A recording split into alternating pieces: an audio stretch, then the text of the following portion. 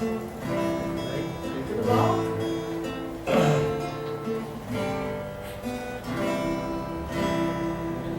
Jesus é assim, ouro e bens. Jesus é melhor do que tudo que tens. Melhor que riquezas e posições. Melhor, muito mais do que milhões. Pode ser um rei com poder nas mãos, mas do mal escravo, sim. 1000 vezes prefiro o meu Jesus e servi-lo até o fim.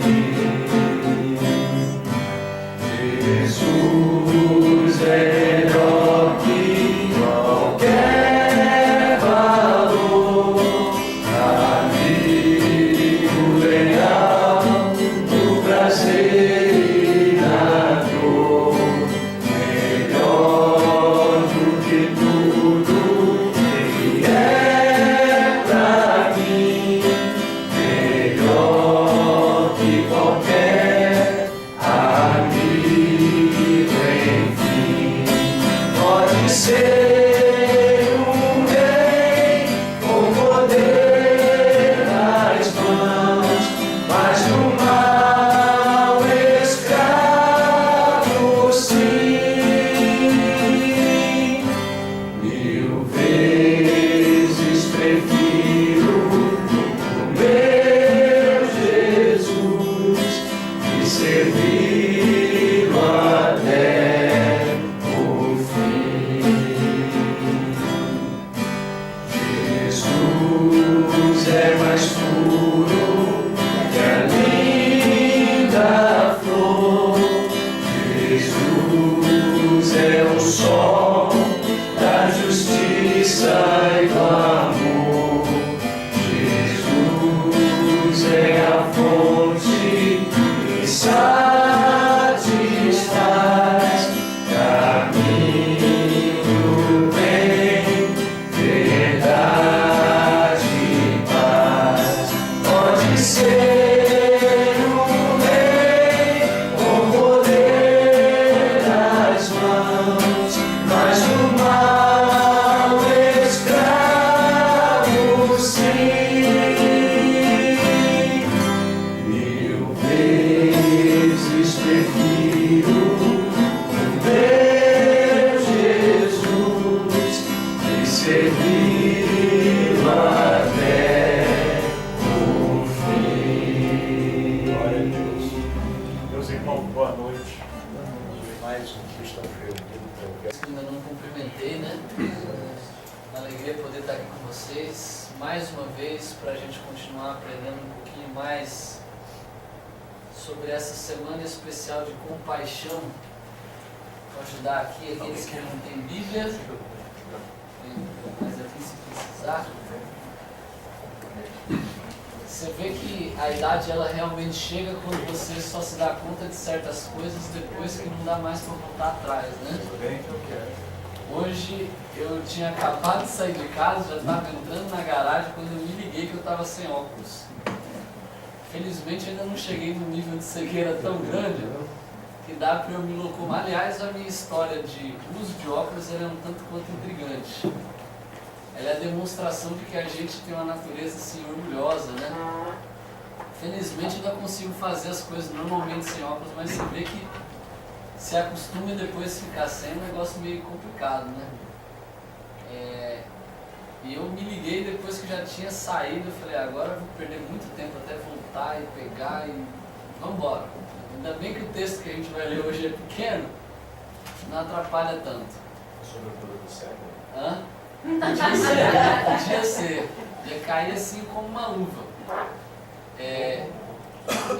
ser humano ele sempre tem algumas coisas das quais ele se orgulha. Se tinha uma coisa que eu me orgulhava muito era da minha visão. Eu achava que a minha visão era impecável, né? É um dia que eu fui, nunca tinha ido no oftalmologista. E no fim do ano retrasado eu resolvi ir. Minha esposa, que já usava óculos para descansar um pouco às vezes a vista, ela, e tal, eu preciso ir no oftalmo.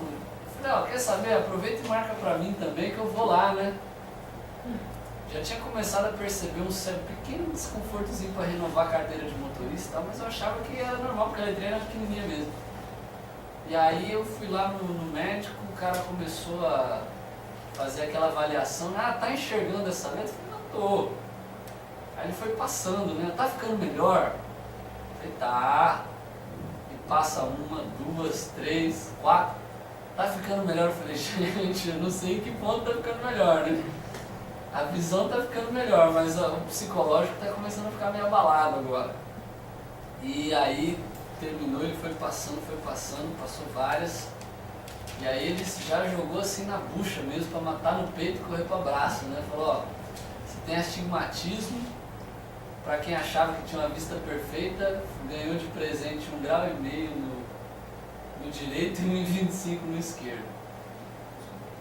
Então, a princípio você pode pensar, pastor, nem tá tão pesado assim ainda, tem gente que pra mim você não sabe como foi o choque, né? Minha esposa tinha ido antes, ela falou, não, comigo tá tudo bem e tal, ele falou que eu nem precisava usar óculos, mas manteve. E aí quando eu saí de isolado, quase entrando numa depressão profunda, né? Ela, o que foi? Eu falei, descobri que eu tô cego. Coisa de menino mesmo, né? Chegando descobri que tô cego. Descobri que tô cego, daqui a pouco 40 anos, eu faço 40 anos assim hoje. A idade ela veio para arregaçar mesmo, né? Mas essa foi a minha saga ao oftalmo. Estou com medo de voltar agora e descobrir que estou ficando cada vez mais cego. Espero que não. Mas hoje a gente vai ver um pouquinho também sobre como que Cristo ele se compadece de um grupo que todos nós um dia já nos encaixamos. Abra sua Bíblia em Mateus capítulo 5. Página 5 do Novo Testamento, olha aí. Mateus capítulo 5, nós vamos ler. Deixa eu achar aqui agora. Não, você vê que a cegueira está afetando a mim, Marcos. Abri Marcos, deixa eu achar Mateus aqui. Mateus, pronto, achei. Verso 4. Mateus capítulo 5, verso 4. Hoje nós vamos ler. Quem pode ler para a gente aí? Bem-aventurados que choram, que serão consolados. Esse é um verso famosíssimo, né? E hoje a gente vai ver um pouquinho sobre como Cristo se compadece dos que choram. E se tem uma coisa que o ser humano sabe fazer e faz muito bem feito é chorar, né? A gente já nasce chorando. Aliás, o choro está tão enraizado na nossa natureza que se a gente não chora quando nasce tem problema, né? O choro faz parte e quanto mais a gente vai crescendo, a gente vai ganhando razões diferentes para chorar. A gente chora a princípio por uma questão de sobrevivência, para saber se está tudo bem. O médico vê se está tudo funcionando perfeitamente. Mas depois a gente começa a chorar porque está com fome. O choro é a primeira língua do bebê, né? E eu estou vendo isso na prática lá em casa hoje. E é interessante, você descobre que o ser humano é ruim desde a sua meninice, como diz o profeta, e você vê que às vezes ele usa o choro para enganar você. Já mencionei isso uma vez aqui num sábado pela manhã, quem não estava. Meu filho, ele com 3 meses, ele já finge que está chorando. Você vê que o ser humano é mau mesmo, né? Ele já finge, faz birra, você olha, não cai uma lágrima. Aquela lágrima de crocodilo mesmo. O ser humano usa o choro para diversos fins. A gente chora porque se machuca, a gente chora porque fica triste. O choro ele acompanha a nossa caminhada nessa vida. Mas quanto mais a gente vai crescendo, mais a gente percebe que o choro ele está ligado a coisas ruins para a gente. A gente chora por, com a exceção de quando você chora de alegria, o choro te remete a coisas ruins. Mas aqui nesse verso a gente tem um paradoxo muito grande de Cristo. Porque Cristo, ele começa a sentença dizendo uma coisa completamente oposta ao choro. A gente tem em Mateus capítulo 5 as famosas bem-aventuranças. Bem-aventurado, se a gente for encontrar um sinônimo, significa literalmente o quê? Feliz. Felizes os que choram. Mas que raio de contradição é essa? Se eu estou chorando é porque eu não estou feliz.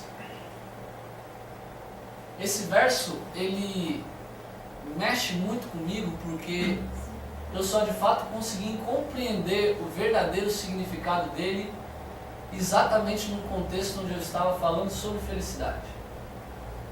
É interessante que para a gente entender melhor o contexto desse versículo, você precisa ler o verso 1.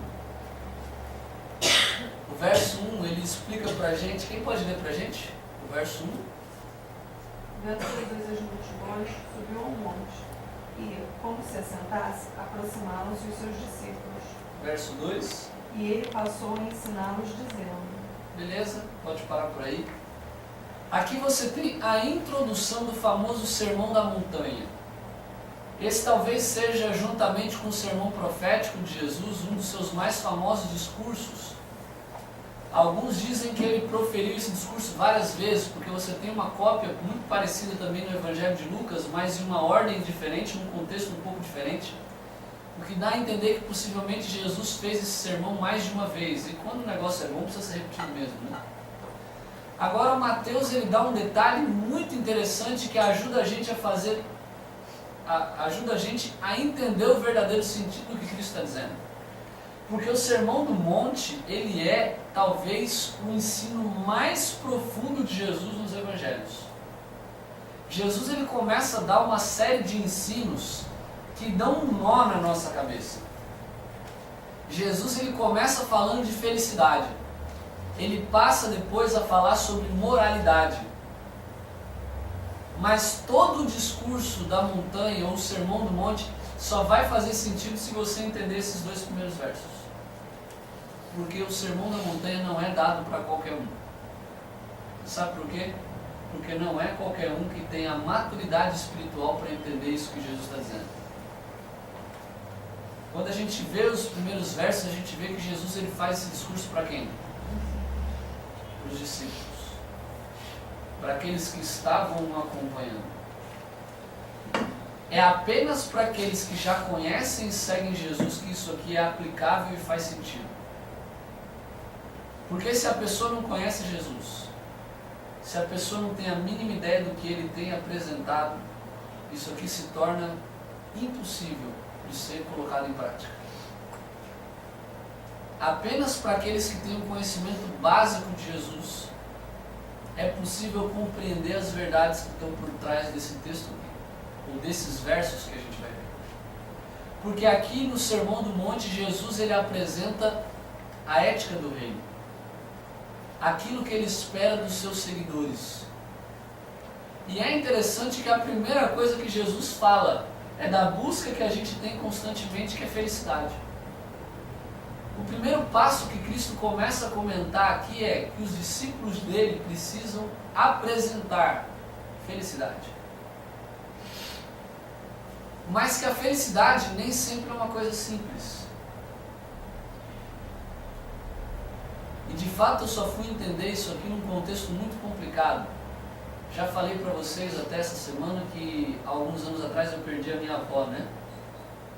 Minha avó, ela estava com 90 anos de idade, havia sofrido uma queda, quebrou o osso da bacia, ficou internada por muito tempo. E eu estava ensaiando conseguir fazer uma visita para ela, ela estava em Cuiabá na época, eu estava estudando em São Paulo. Perdão, não, tinha chegado no Rio de Janeiro. Era o meu primeiro ano aqui no Rio. E coincidiu que no mês de setembro, um amigo, pastor, me convidou para fazer uma semana especial de mensagens num colégio que ele cuidava como pastor ali em Foz do Iguaçu. E o tema da minha semana era exatamente o caminho da felicidade, olha que beleza. E estava falando para ele sobre a importância de ser feliz, sobre o verdadeiro significado da felicidade, só ser possível em Cristo. E no meio da semana, Para ser mais preciso, não me lembro se no segundo ou no terceiro dia, eu acordei com um telefonema do meu pai. Parece que notícia ruim vem cedo, né? E no início da manhã eu estava despertando, acho que o despertador não tinha nem tocado. Meu pai me ligou dizendo que minha avó de fato havia falecido. E aí aquilo me derrubou. Era no segundo dia, era terça-feira de manhã. Aquilo me derrubou porque eu comecei a falar com Deus pensando, como é que eu vou falar de felicidade? Sendo que eu hoje não estou nem um pouco feliz. E o primeiro verso que me veio à mente foi esse, onde Cristo fala, felizes os que choram, porque eles vão ser consolados. E quando eu comecei a entender aquela situação, esse verso começou a fazer um sentido muito mais profundo para mim. Porque o que Jesus está dizendo aqui é que é possível você ser feliz mesmo estando triste. Em outras palavras, ele está dizendo o seguinte, felizes são os infelizes. Porque ele dá uma outra série de descrição, feliz o que tem fome e sede de justiça, porque eles... Feliz é o insatisfeito, feliz é o incomodado com o status quo, feliz é o infeliz, feliz é o perseguido. Jesus ele começa a descrever uma quantidade de questões e ele diz que por mais que a sua vida esteja uma porcaria aos olhos de quem está em volta de você, você pode estar feliz. Jesus ele chega na capacidade de dizer que é possível que você esteja feliz sem dar um simples sorriso, mesmo chorando. Mas isso só é possível nele. O que Jesus está dizendo para a gente, e parece ser um conceito muito complexo, mas de fato só vai fazer sentido para aqueles que conhecem Jesus. Para quem não conhece, não adianta, não vai entender isso aqui nunca. O que Jesus está dizendo é que felicidade, presta atenção, felicidade não é um sentimento, não é um estado de espírito. Porque se fosse, isso ia e voltava. Se felicidade fosse um simples sentimento, você está feliz, mas no momento seguinte você não está mais. Se Jesus está dizendo que é possível ser feliz no meio da desgraça, é possível ser feliz no meio da tristeza, é possível ser feliz no meio das dificuldades, no meio da injustiça, no meio das perseguições, ele está querendo dizer para a gente que felicidade tem mais a ver com atributo de caráter. Uma coisa que vai te acompanhar constantemente. Felicidade não é uma coisa inconstante, é uma coisa que faz parte de você todo o tempo. Porque a verdadeira felicidade só é possível ser encontrada na fonte dela. E quando a pessoa está em Cristo, apesar de todos os problemas, apesar de todo o choro, de toda a tragédia, de tudo aquilo que acontece, nós conseguimos encarar a circunstância de uma outra perspectiva.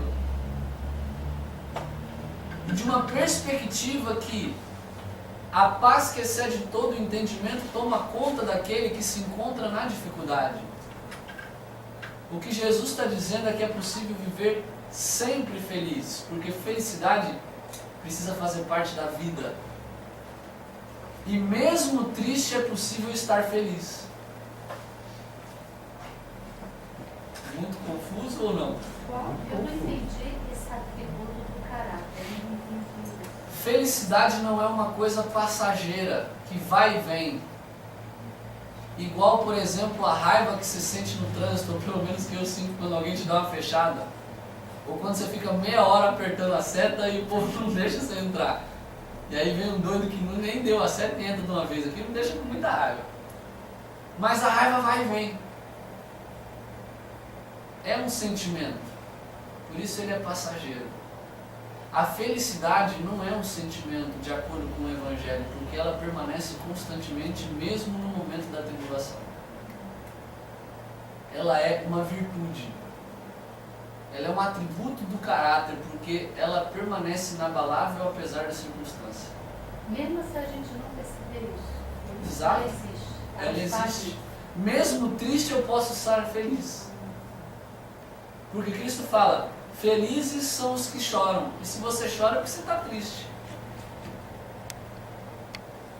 Nesse ponto, felicidade, o contrário de felicidade parece não ser tristeza, parece ser desespero. Porque uma pessoa que está desesperada, ele não tem quem se apegar na dificuldade.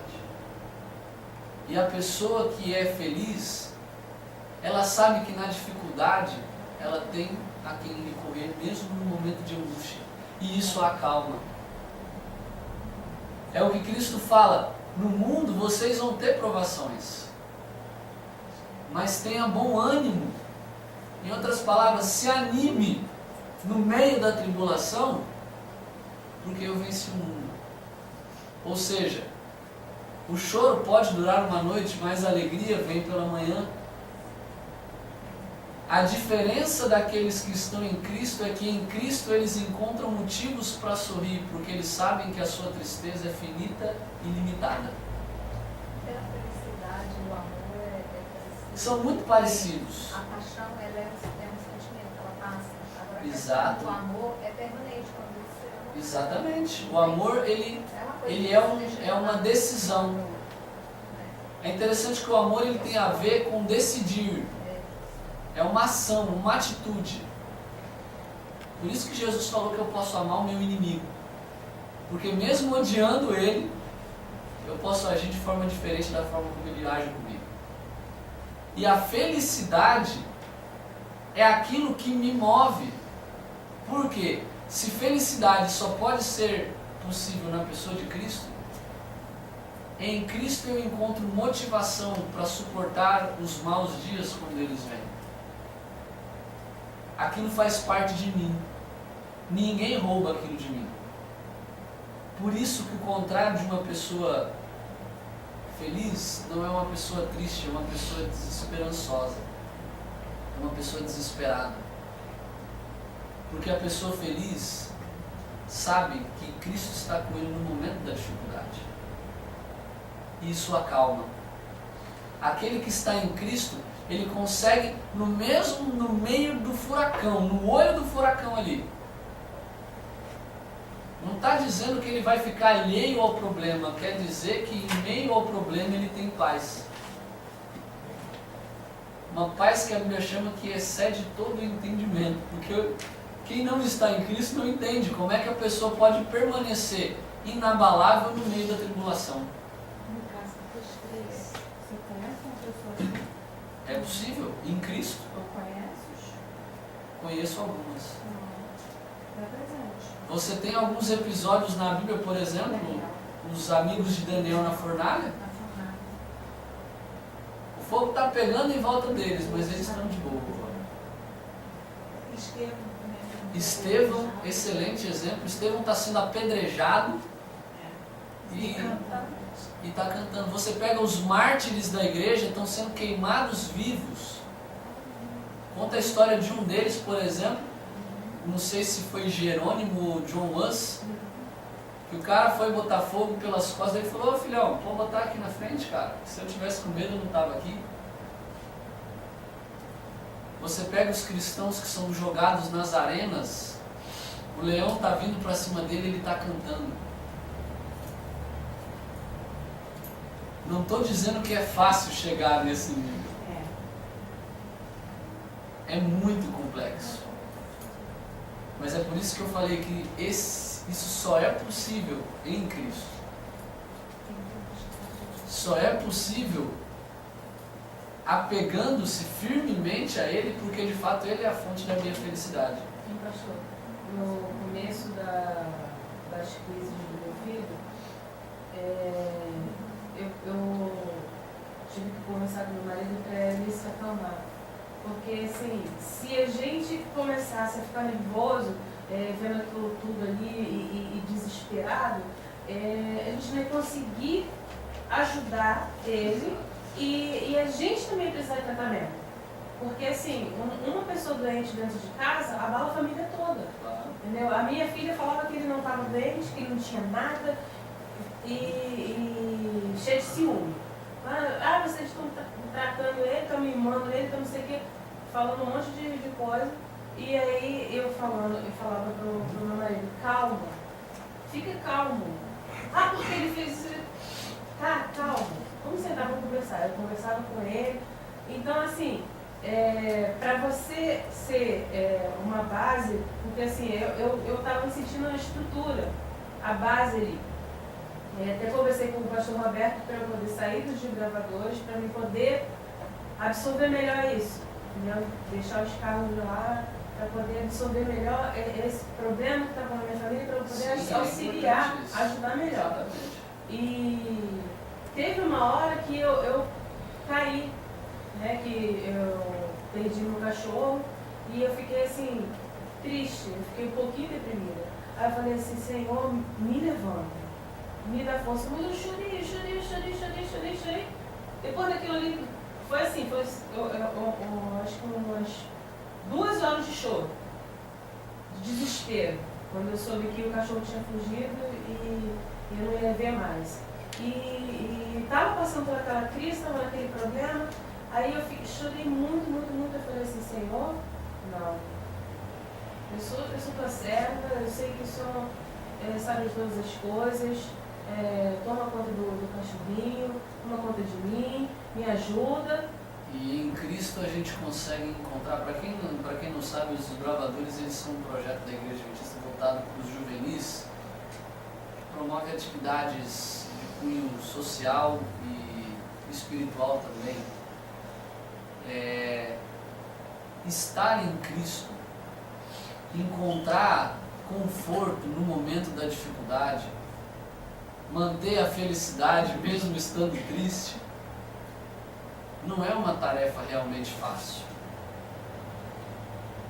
Manter essa virtude de caráter, eu sou feliz e mantenho a minha felicidade mesmo triste, parece ser um paradoxo muito grande, mas Cristo ele é cheio dos paradoxos.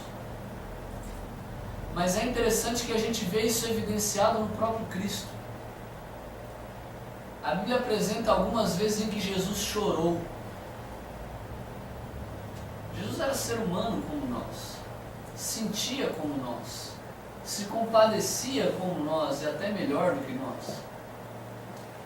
A Bíblia fala que Cristo chorou quando ele viu uma cidade que um momento iria tentar coroá-lo como rei, mas alguns dias depois iria crucificá-lo como criminoso.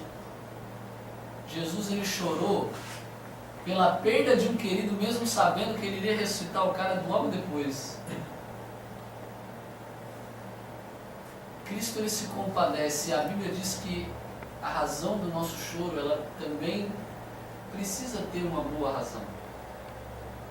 Existem vários momentos em que a gente chora. A gente chora porque sofre. A gente chora porque vive de fato num mundo de pecado, que parece que dá uma rasteira na gente e ainda chuta a gente caído.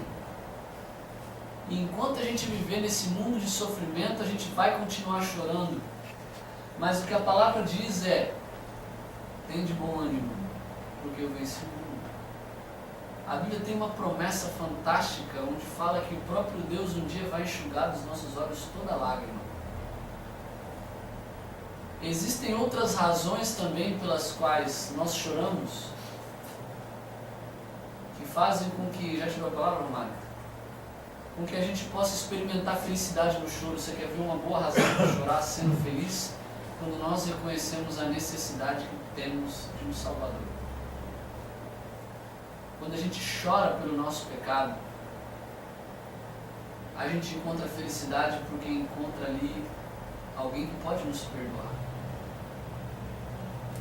A Bíblia fala que o salmista chorava, e esse é um choro que Deus tem prazer em enxugar, e esse aí ele nem espera a eternidade para enxugar, ele já enxuga agora, quando ele oferece para a gente graça. A gente vive num mundo muito complexo, um mundo muito sofrível, mas as palavras de compaixão de Cristo São as palavras de alguém que simplesmente não lança uma ideia e fala: se vira, filhão, que agora você tem que buscar alcançar esse estado. É alguém que sabe que essa é uma luta constante. E que fala o seguinte: filho, enquanto você estiver lutando, fica tranquilo que eu vou estar do teu lado. Porque nenhuma lágrima cai do nosso olho sem que ele também sinta o gosto salgado nos lábios dele. Cristo não é insensível diante do nosso sofrimento. E ele não fala que a gente vai simplesmente parar de chorar. Agora.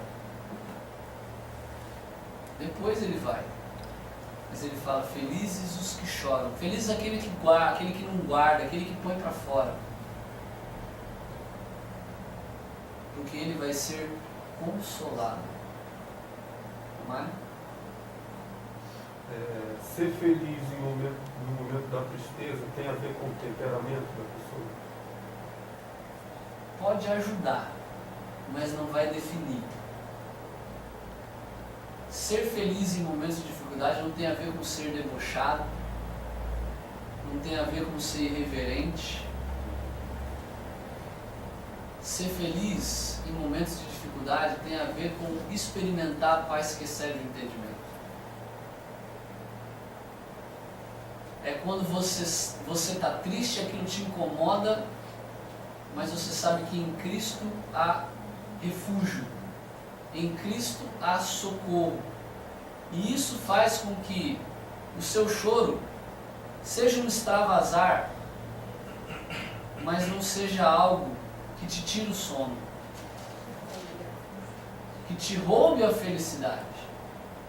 Porque para você a felicidade é muito mais do que aquela circunstância. Às vezes as pessoas elas tendem a colocar a felicidade no outro, nas coisas, né? E quando a gente coloca verdadeiramente a nossa felicidade em Cristo, a tristeza até pode bater a nossa porta, mas ela não demora muito. Exato.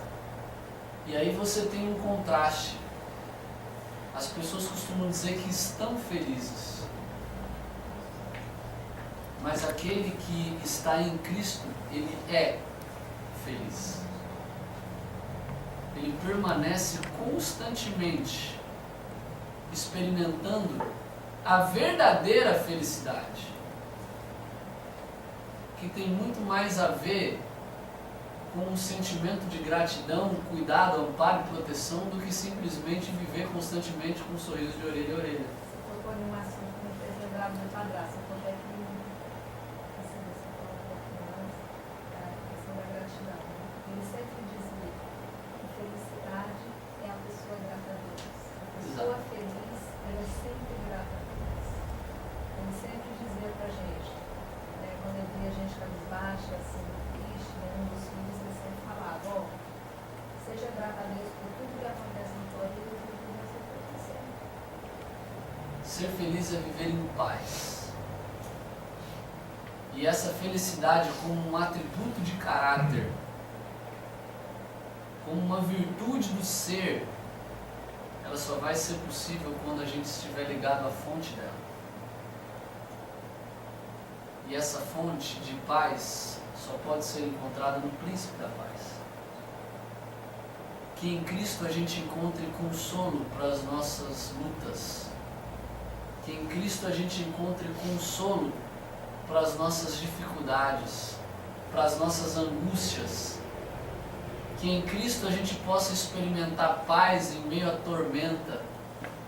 Que em Cristo a gente possa experimentar alegria em meio ao choro. Que em Cristo a gente possa experimentar felicidade em meio à tristeza. Pois só nele é possível. Parece complexo, muito profundo, difícil de entender, mas quando experimentado, é uma coisa que ninguém pode te roubar. Você experimente essa verdadeira felicidade. Que você tenha certeza que apesar das circunstâncias difíceis que você viva, existe alguém que não está alheio ao seu sofrimento.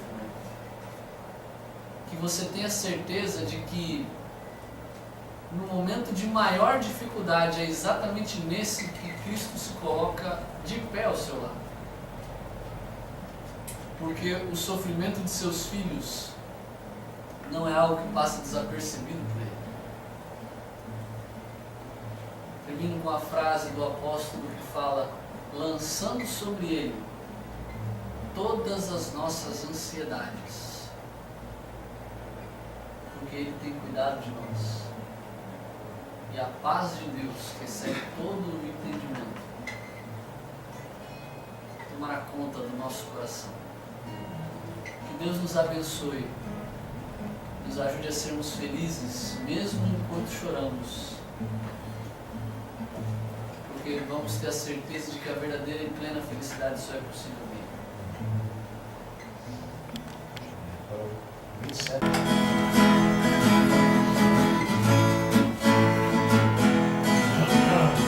A alegria está no coração de quem já conhece Jesus. A verdadeira paz só vem aquele que já conhece Jesus. O sentimento mais precioso que vem do nosso Senhor é o amor que só tem quem já conhece Jesus. A alegria está no coração de quem já conhece Jesus. A verdadeira paz só tem aquele que já conhece a Jesus. O sentimento mais precioso que vem do nosso Senhor é o amor que só tem quem já conhece a Jesus. É o amor que só tem quem já conhece a Jesus. Glória a Deus. Que a gente possa experimentar essa alegria, que é um fruto do Espírito, e que a gente viva constantemente em felicidade ao lado daquele que nos proporciona isso. Feche seus olhos, vamos orar. Pai querido, obrigado, Senhor, porque às vezes o Senhor nos ensina coisas tão complexas, mas que mostram que a gente precisa ser ainda mais dependente de Ti. O Senhor sabe que muitas vezes o nosso coração fica angustiado, fica para baixo, fica triste e choroso pelas muitas coisas pelas quais passamos nesse mundo de pecado. Mas, Senhor, queremos experimentar essa felicidade que é o oposto de desespero, pois é uma felicidade que repousa nos Teus cuidados.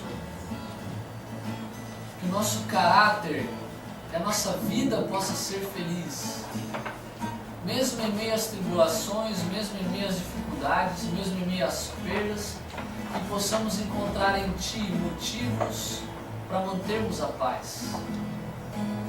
Ajuda-nos, Senhor, a experimentarmos essa paz que excede todo entendimento, e que a Tua alegria tome conta do nosso ser. É o que nós oramos no nome do Seu Filho amado Jesus. Amém. Amém.